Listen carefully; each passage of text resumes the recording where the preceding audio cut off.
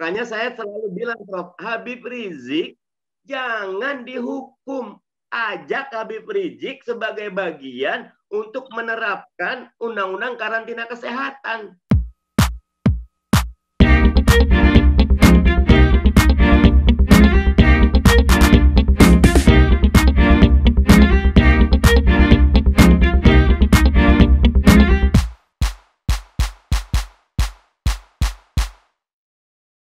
Mendapatkan ketidakadilan, maka itu harus kita angkat.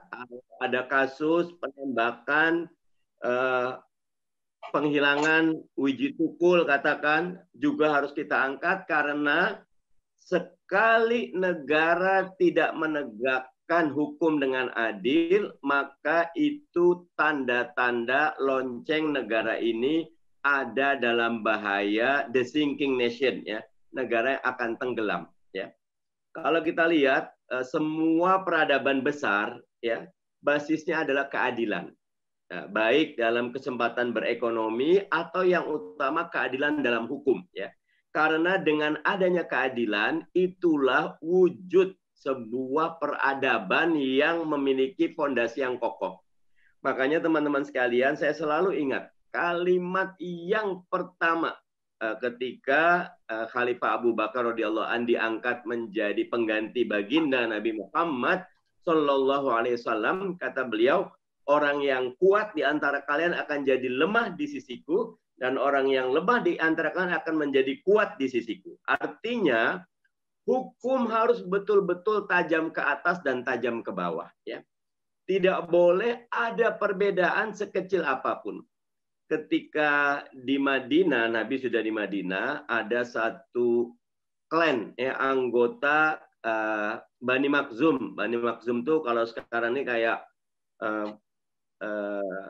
bangsawannya bisa Sunda, bisa Jawa, bangsawannya Quraisy lah gitu. Mencuri, ya.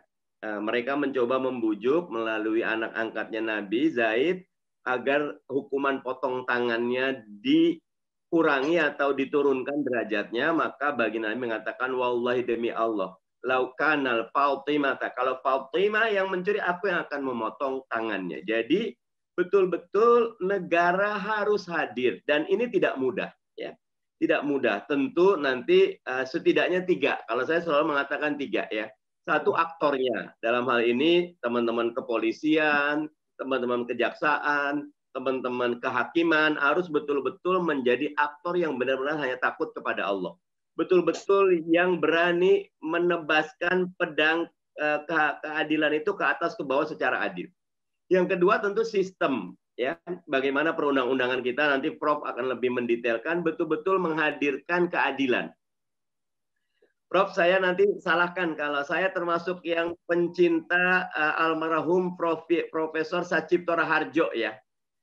Ketika menggunakan bahwa hukum itu harus ada landasan sosiologisnya, harus ada rasanya. Makanya saya selalu bilang, Prof, Habib Rizik jangan dihukum. Ajak Habib Rizik sebagai bagian untuk menerapkan undang-undang karantina kesehatan. Habib Rizik dengan kekuatannya akan membuat masyarakat lebih patuh untuk 3M. Pemerintah daerah patuh 3T, ya, tracing, treatment, sama testing gitu loh. Justru ketika dikriminalisasi seperti sekarang, itu namanya pemerintah bukan mau menyelesaikan COVID, ya, tapi ada yang lainnya. Gitu. Nah, jadi sistem ini harus, ya. Terakhir tentu kultur. Nah, nyuwun sewu, Mas Sugito, buat teman-teman, saya hari ini diundang sama Ustaz Selamat Ma'arif di acara Patung Kuda, ya. Tapi sejak pertemuan beberapa waktu yang lalu, termasuk 3 hari terakhir di Mata Najwa, saya ketemu Munarman, saya bilang, izinkan FPI menaikkan derajatnya, makomnya dengan sabar dan ikut koridor hukum. Kalau kita turun ke jalan, itu haknya kita. Tetapi ketika kita memberikan hak itu untuk mendapatkan kemuliaan yang lain, maka luar biasa simpatinya akan datang, ya. Karena ketika kita ke jalanan, ada euforia. Mungkin saya salah, monggo dikritik, tapi ketika psikologi massa berkumpul, kerumunan, pandemi COVID ini hati-hati, berbahaya, berbahaya, berbahaya. Jadi di 3 hal dalam pandangan ini negara harus hadir dengan hukum berkeadilan.